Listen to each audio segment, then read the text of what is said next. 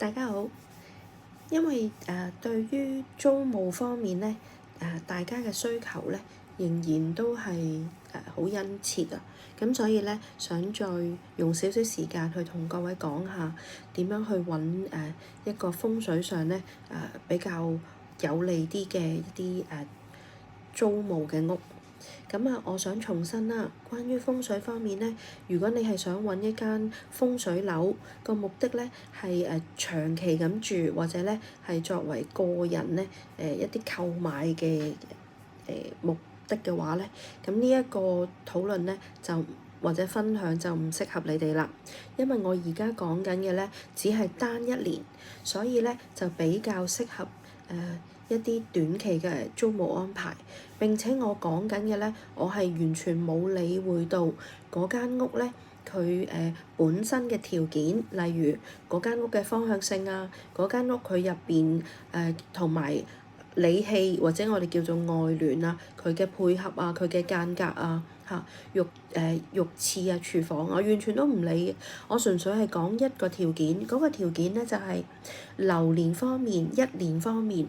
邊一個方位咧係比較有利，而呢一個有利或者不利嘅方位咧就會影響到一個陽宅家宅嘅風水，咁所以佢嘅條件咧係受限。但你呢樣嘢咧喺我哋選樓嘅時候咧又唔可以忽略嘅噃。咁我哋而家就開始啦。我首先講返2025年先。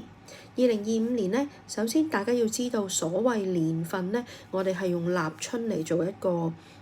界線嘅一個，所以咧係講緊立春後至到第二年嘅立春前，咁咧就作為一年。例如今年咧係2025年嘅2月3號開始，就至到2026年嘅2月4號立春之前，咁就叫蛇年啦。咁今年咧我哋都討論過㗎啦，有關於坐同埋向點樣去睇一間屋嘅坐向咧，咁我另外有個 post 咧我就有講嘅，用咗成半個鐘，咁我呢度唔再詳述㗎啦。咁簡單啲講就係你入到間屋之後咧，就